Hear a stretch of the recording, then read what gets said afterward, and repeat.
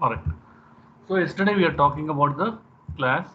What is the importance of class in Java? Right.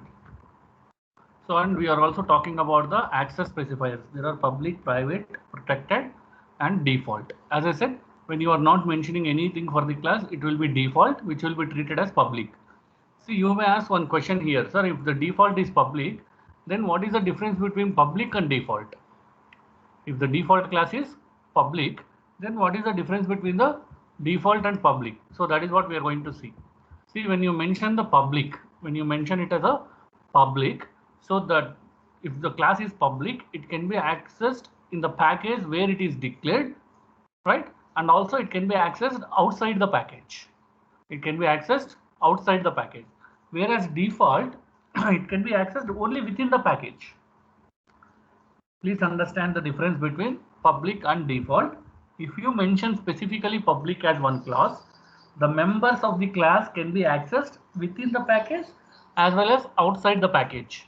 But suppose if you are not mentioning anything, whether it is a public or not, then it will become default. The default class members can be accessed only within the package. It is not able to access the members outside the packages or sub packages. It is not possible.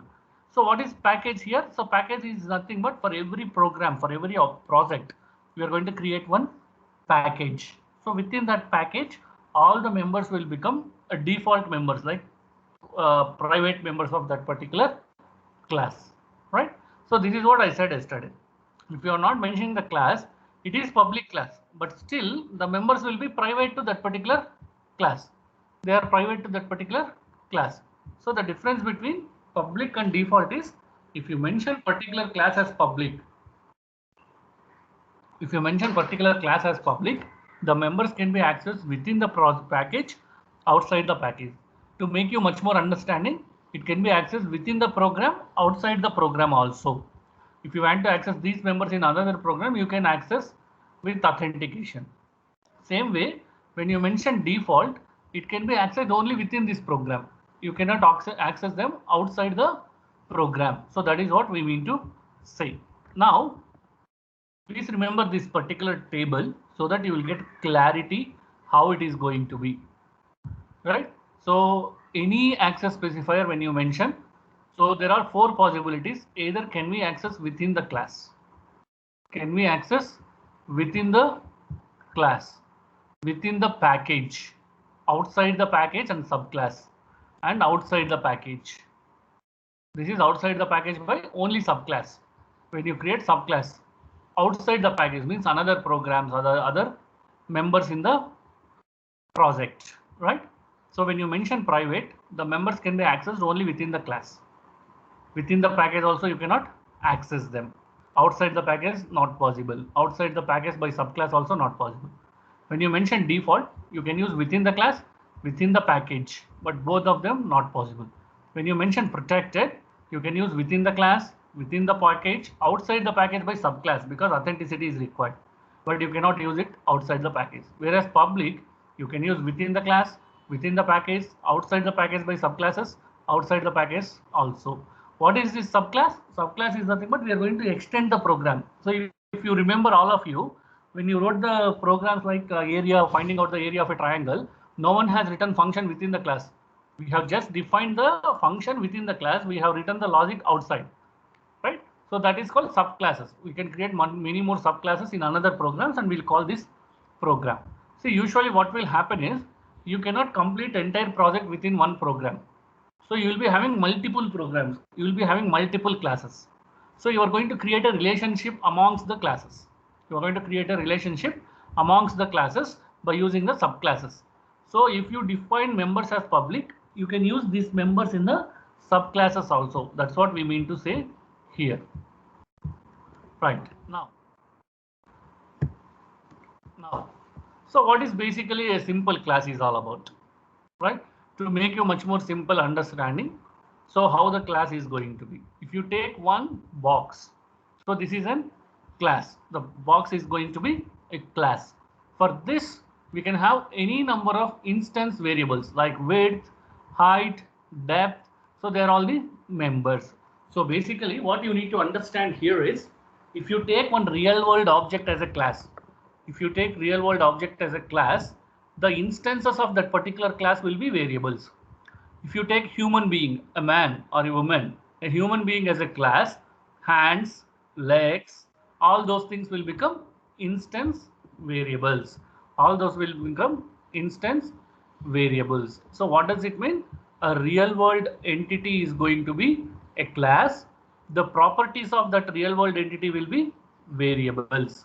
So how we are going to define this class? Class box followed by the variables like width, depth, height, all those things.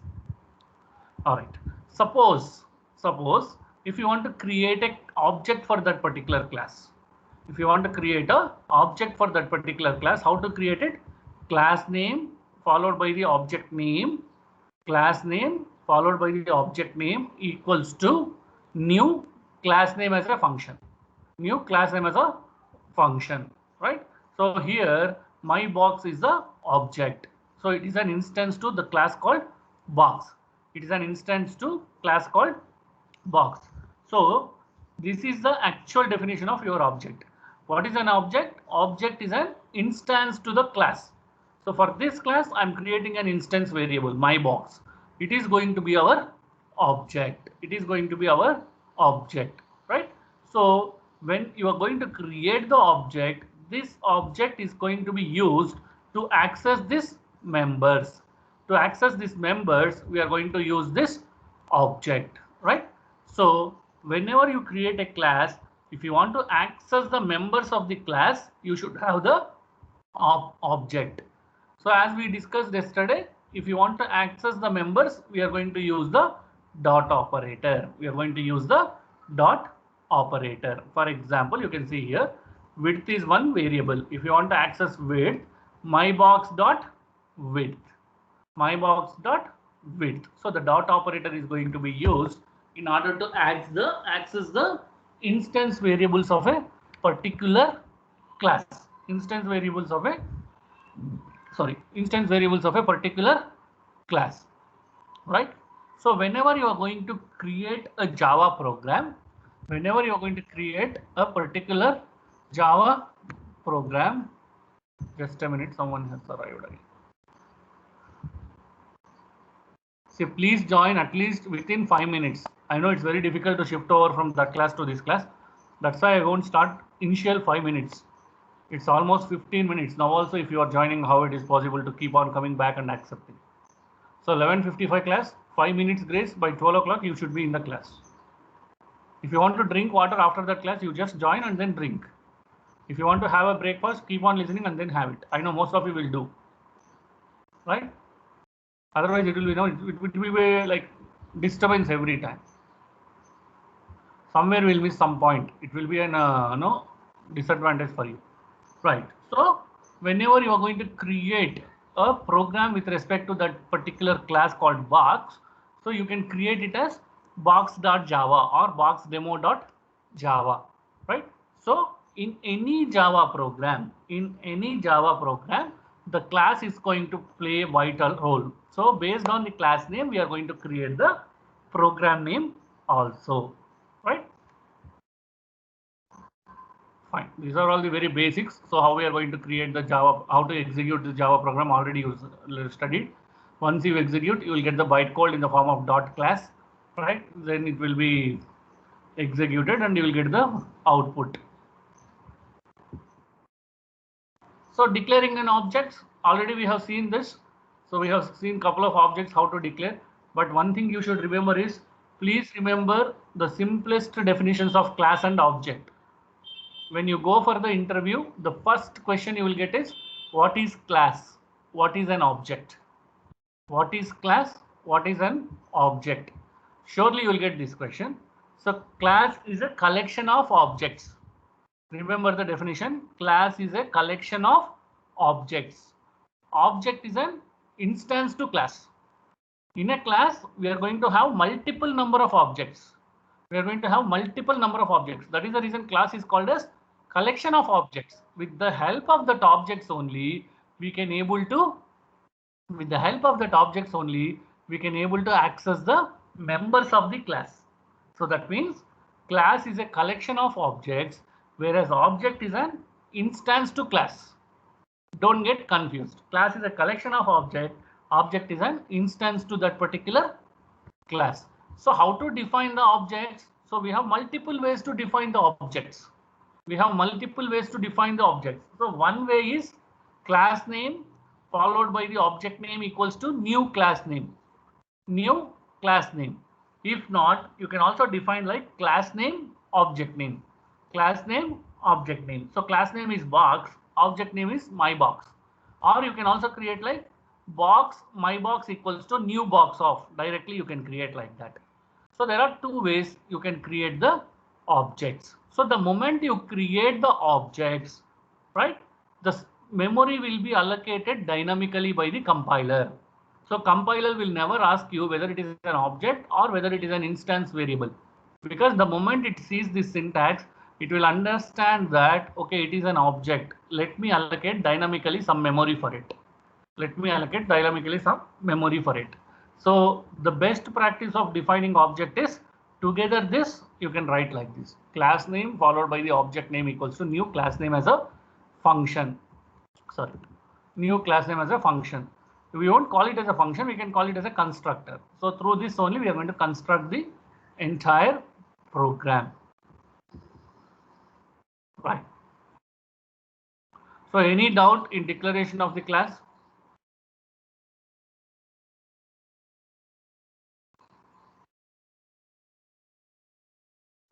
Any doubt with respect to class or object?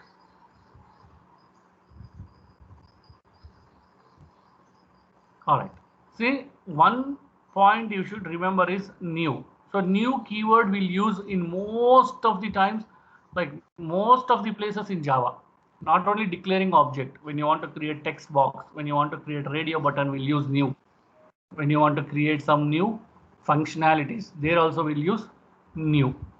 Right? So new used as a new keyword is used in most of the places in Java when you want to create new components like objects, classes, text boxes, radio buttons. So many places we are going to use. Yeah.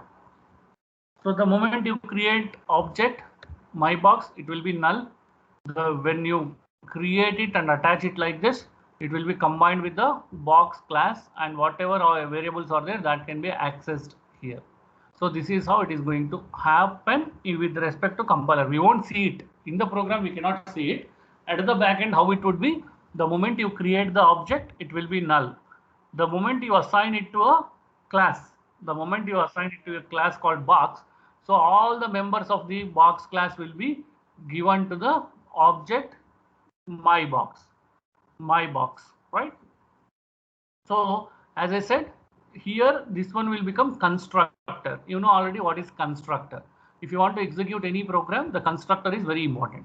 So the moment you declare it class as like this, all the members of the class can be accessed by the object called my box. All the members of the class can be accessed by an object called my box, right? So this is how the object will be defined in Java. See, this is a huge theory. Just for your exam purpose it is there. So whatever I'm explaining, if you write, that is more than enough. All right. So assigning object to the reference variables. Already we have seen this one in C++. We have passed the objects as a function parameters, right? Now, when you want to assign, or when you want to assign the one object values to another object value, you can do that. How to do that? You can see in the example. Box B1 equals to new box. So B1 is an object which belongs to box class B1. When you create one more object B2, again you no need to create the constructor. Directly you can write this object name. Whatever properties it is going to have, same thing will be there for the B2 also. So assignment can be done between the objects. That's what we mean to say here. Right. So now what is going to happen?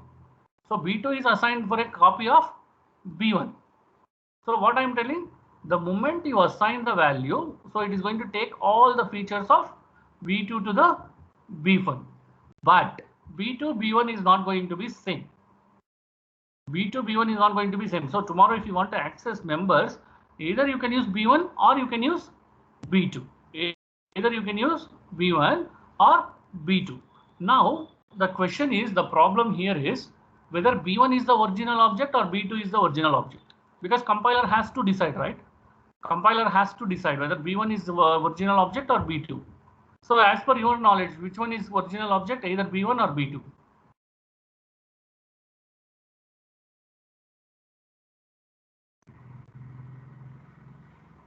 B1. Which one is original object? B1, sir. B1. Why B1?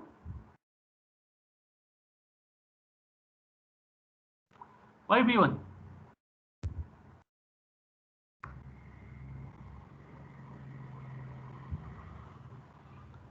B2. Kavana is B2, Ashish B1. Alright. See, what will happen is the moment you are assigning all your values to B2, B2 will become the original object, because from B1 we are creating a copy of B1 to B2 and we are only telling, hey, you take B2 as my values. So that means I'm copying all my data to B2 now. So B2 will become original object, B1 becomes reference object. So if you modify something with respect to B2, it will be affected in the B1 also. Of course, we defined B1 first, but we are only telling B2 is going to be my B1 now onwards. I'll tell you one simple example for this. I have a property. I just want to go abroad. What I will do, I'll say someone to take care of it. Say for example, I'll say Pujita, you will be my nominee. Now onwards, you need to take care. Whether if there is a tenant who want to pay the rent, whether he will call me or he will call Pujita. So obviously he'll call Pujita. So if whatever Pujita says, that is going to be final. And if there is any modification done by Pujita, same thing should be informed to me so that it will be understood by both of them. So same thing here, same concept. B1 is telling that he is my nominee called B2.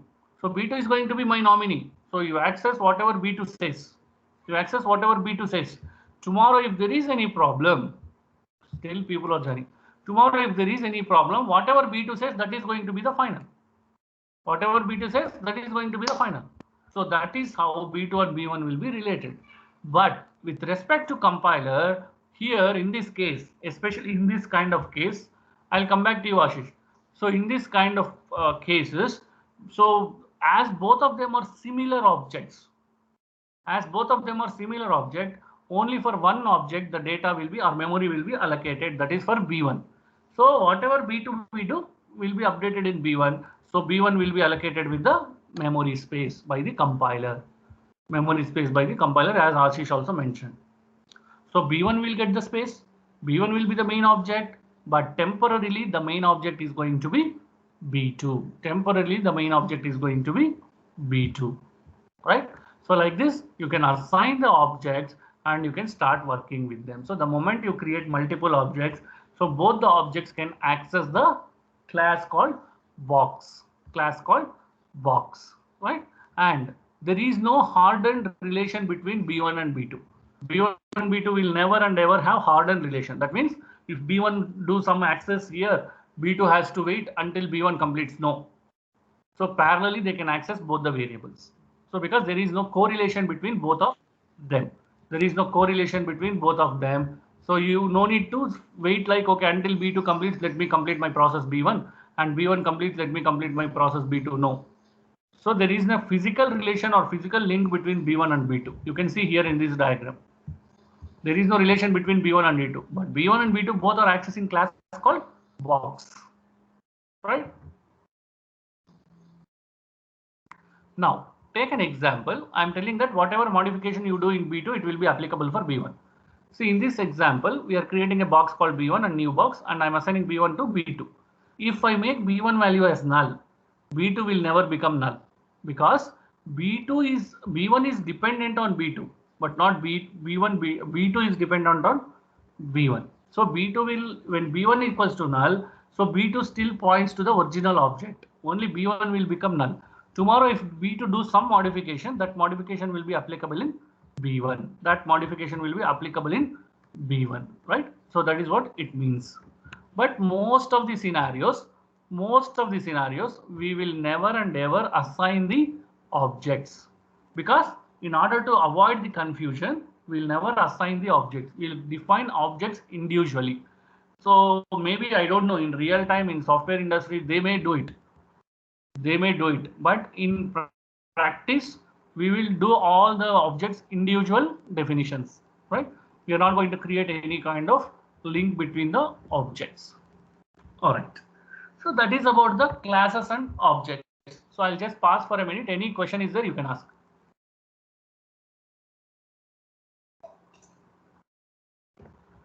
Any doubt with respect to classes and object, you can ask. Already we discussed. No, We sir. are going a little in depth. Yes. Someone is asking something.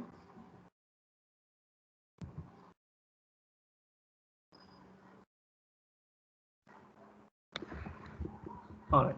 So please remember few things about the classes and objects. First, you need to remember how to define a class. Class followed by the class name. Second thing, you should remember how to define an object. So the best practice is class followed by the object name equals to new class name of. Class name is going to be the function. More than function, it is called as constructor. It is called as constructor, right? So while defining, you should be very careful. And when you want to define multiple objects, yes, you can define n number of objects for a class.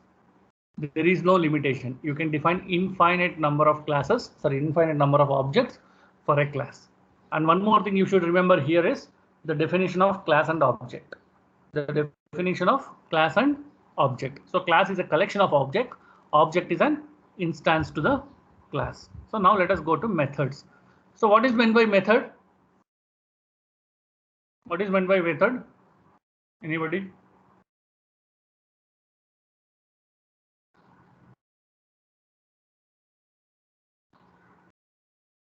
What is meant by method?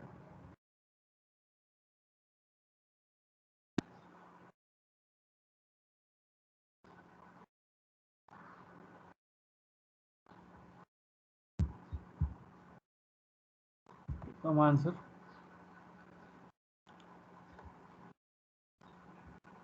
Function. Very good. Only Ashish is there in the class. What about others? All are sleeping, or you are taking weekend? Before joining software itself, you are taking a weekend, Saturday and Sunday. Sumit, set of instruction that perform a particular task. Very good. So Sumit joined now. What about others? Busy in watching some weekend movies or web series? See, when you interact, then only you will get the clarity. If you are not interacting, same habit will be there till your interview. In your interview also, when he asks, you will say like, you will be silent. So you should interact, then only you will learn, right? Okay. As Ashish and Sumit said correctly, a function is called as method in Java. In Java, when you are going to use, we'll never use the terminology called function. We'll use it as a method. As we have seen with respect to class, there are two important things. One is variables, next is methods. One is variables, next is methods. So till now we have seen the variables, all those things. So how to define a method? So this is the syntax to define a method. Type followed by the method name followed by the parameters list and body of the method. So here the type specifies what type of variables, what type of method you are going to use, right? So you can either mention your own type, or you can also mention class type. Whether you are using class type, you can use any of the class types. And also you can mention void if there is no return value. And you can pass n number of parameters for a method. N number of parameters for a method. So the name is going to be the user defined name. So the name is going to be user defined name. You can use any kind of identifier. You can use any kind of identifier. For example, you can use void add of a comma b. Void add of a comma b, right? So the parameters list, there is no limitation. So by using comma symbol, you can have any number of parameters, right? So these parameters, when you declare or when you pass, same thing should be used when you are passing the arguments. So that means when you are calling the method, you should pass the same number of values. Suppose if I am passing here void add of a comma b, that means I need to pass two values.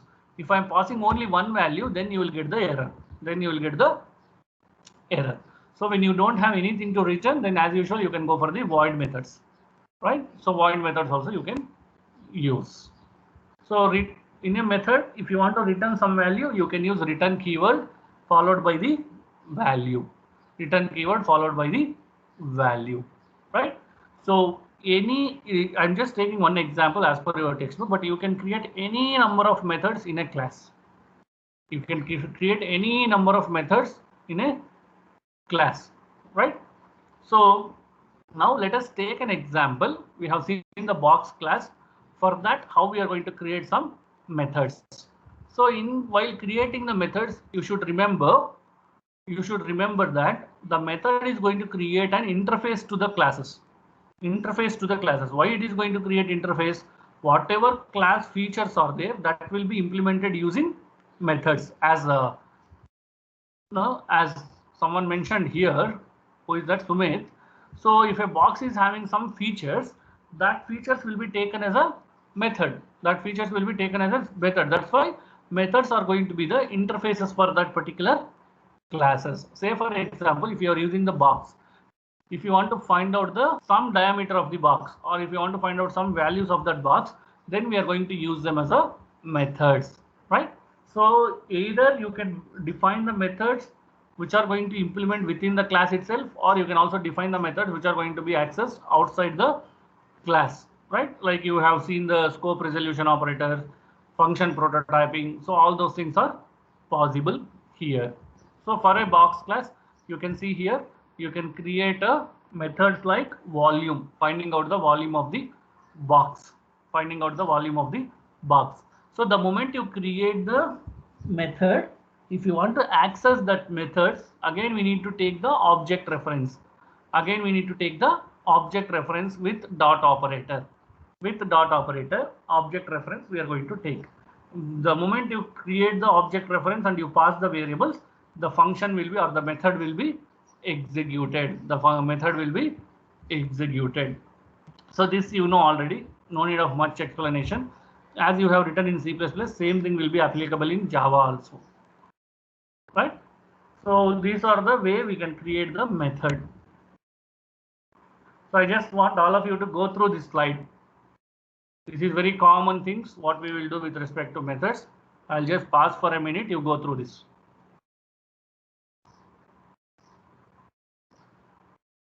This is a box example we have taken.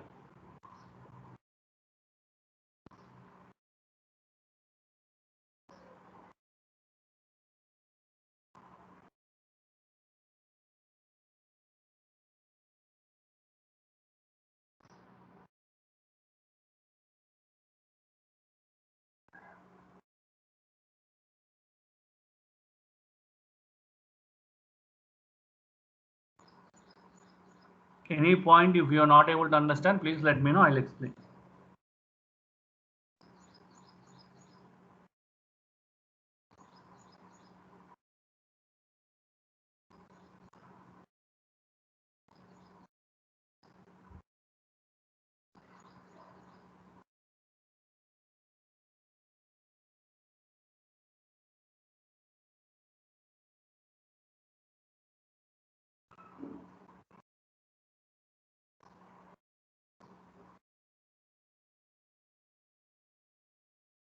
All right. So any doubt with respect to this slide? So what it says is basically the moment you create a method, you need to access the members. So whom we are going to access? The parameters. So the parameters will be the variables which you are going to define within the class. So in our example, we have created a variable is called width, height, and depth. So you can make use of them directly or indirectly, and you can start using them in the method. So once you create the object, with the help of dot operator, we are going to access the methods in the particular class, right? So when you are accessing that, particular method, you should be careful while passing the variables. Because there are some times if you pass the variables which are not defined, so you may land in some errors. Right? So that is what it means to say. And returning a value, so already you know this. So when you want to return the value, use the return keyword followed by the value. Use the return keyword and followed by the value, right? So that is how we're going to create. So the moment you create the volume method, if you want to write some value, use the return keyword and then you do it. You can see here example to how to add the parameters and how to use the return value. So this is a method without parameters. This is a method with parameters. So without parameters, when it goes, you need to you can calculate directly the values and then you can get back in the main program or main class. When you are passing some variable, so that is also possible. You can calculate it and you can get it back. You can get it back using return keyword, right? So either you can use function like this or method like this or like this. Either you can use method like this or like this. So it's up to us how we are going to write the method. So you see, if you ask me personally question, sir, whether it is good, this one is good or this one is good, there is no good and bad in this. So based on your requirement, which one suits your requirement, you need to write whether method without parameters or method with parameters. Method without parameters or method with parameters. So the parameters which we are calling is called as actual parameters. The parameters which we are using here is called as formal parameters. The actual parameters are the variables which we are passing.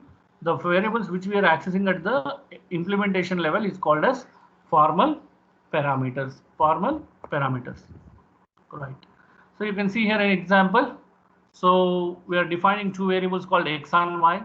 We are calling a function called square of 5 and square of 9.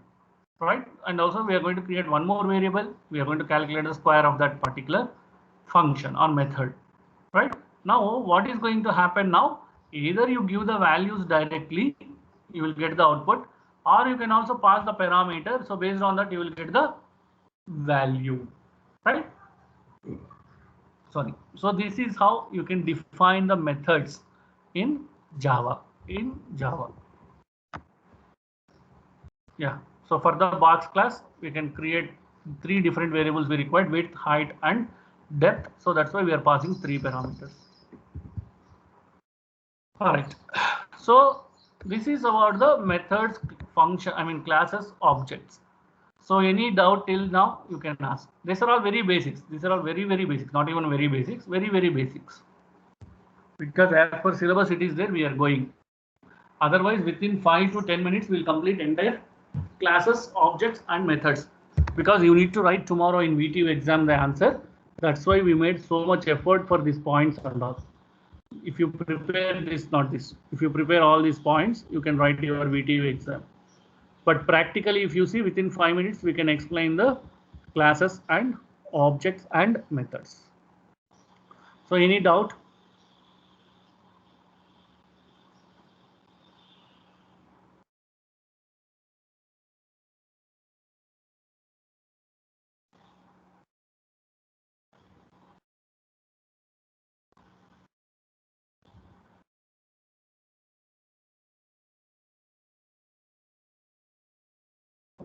So if no doubt is there, let us go for the next. Right. So as you know, the constructors, so they are the default things in a program. So in my opinion, if you ask me the definition of a constructor, it is going to be the bridge between the programmer and the program. It is going to be the bridge between programmer and program. Whatever programmer is going to write, automatically it is executed at program level. To do that, we have constructors. To do that, we have constructor. As we have seen in the couple of examples previously, the moment you create an object, automatically all the class members will be initialized to or allocated to that particular object. So who is going to do that? So constructor is going to do that. So the moment you create an object, the constructor will start the execution and it will see which class this object belongs to, and it will start assigning that instance variable to this particular class. Say for example, if I say myBox.width, so immediately the constructor will guide the compiler saying that, hey, there is a object called myBox. It want to access a member called width, right? So that will be done by the constructor. So with respect to Java, when you want to create a constructor or when you want to use a constructor, already we have seen class name followed by the object name equals to new class name as a constructor. New class name as a constructor. So that means the constructor is going to be a default thing in Java programming also, where it will automatically initialize the process the moment object will get created for a class. From there, it is going to start the execution. It is going to start the execution. And constructor doesn't have any kind of return type. Constructor does not have any return type, but it is not void also. It is not void also. Why? Because based on the class you are implementing, the constructor will take the shape. In a class, if you are writing the return values, it will take the return values. In a class, there is no return values, it won't take the return values. That is the reason constructor is not going to be write any return type, but at the same time, it is not also void type, because so it is going to take the implicit features of the class. Implicit features of the class, right?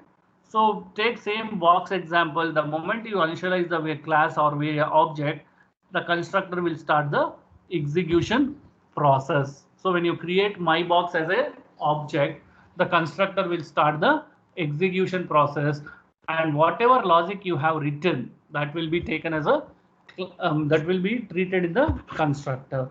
So you have seen already we have created an object called box my box 1 equals to new box. So this box is going to be your constructor. So the name of the constructor is going to be your class name. The name of the constructor is going to be class name. Suppose this is the explicit way of creating the constructor. That means as a user we are going to define it. Say for example, if I'm creating the object just like box my box 1, box my box 1, then implicitly the constructor is going to be created. This is the explicit way of defining the constructor from our side. If you don't define it also, no problem. The moment you create the object, the constructor will be automatically initialized. If you don't define also, it will automatically initialize and it will start its execution, right? So that is the reason, as I said, it is going to be a bridge between the programmer and program. So if you are not defining the constructor, still the constructor, default constructor will automatically initializes and it will start its process, right? So if you want to define a constructor, you can define like this. So if you are defining the constructor like this, it is called explicit way of defining the constructor. If you are not defining, you just writing box my box 1, then it is going to be the implicit way of defining the constructor. Implicit way of defining the constructor, right? So as we have seen in C++ also, there are different types of constructors in Java. The first one is parameterized constructor. As you know, the parameterized constructor is nothing but when you are passing some parameters to the constructor, then it is called as parameterized constructor. Parameterized constructor. Suppose if you are using the parameterized constructor, if you want to use the class members, then we are going to use this keyword. Then we are going to use this keyword. So what is the purpose of these keywords? Sometimes a method will need to refer to the object that invoked it. So we want to see which object it is referred. Then we are going to use this. So the moment I say this dot width, it will talk to that object and see which class it belongs to and it will get the value. So this keyword is basically used within a method to access the current object. The current object. So for this example, the current object is my box 1. You can see here. My box 1 is one object, right? So when you mention this dot width, it will talk to my box 1 and it will get the width value. Then it will get the width value. So that means we are going to use this keyword if you want to access a members of the particular method or class. So if you want to know what is the object of that class, then we are going to use this keyword. So this can be used anywhere. There is no limitation on this. So you can use anywhere where you will get the current class or object details, right? So you can see here, this is a parameterized constructor. So box is a constructor. I'm passing some variables. If I want to access this members, I am going to use this keyword along with the dot operator, right? It is similar like your object.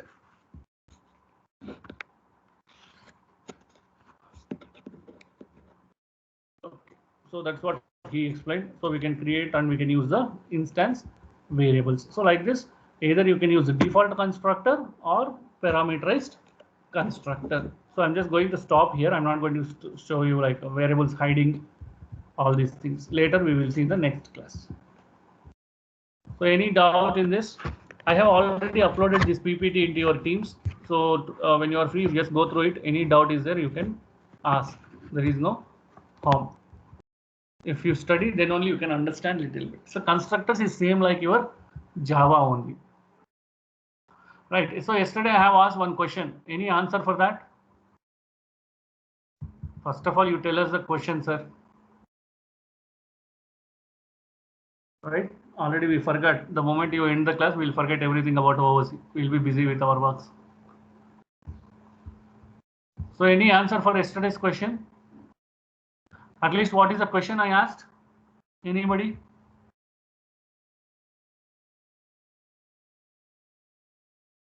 Can the object declaration be done inside the class?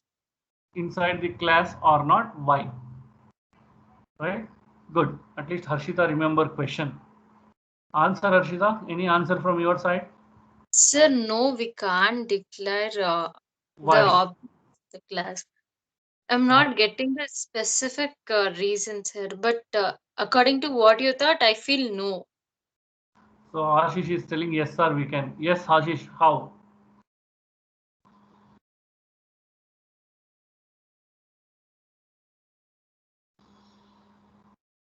So any other answers? I think Ashish is typing. Any other answers?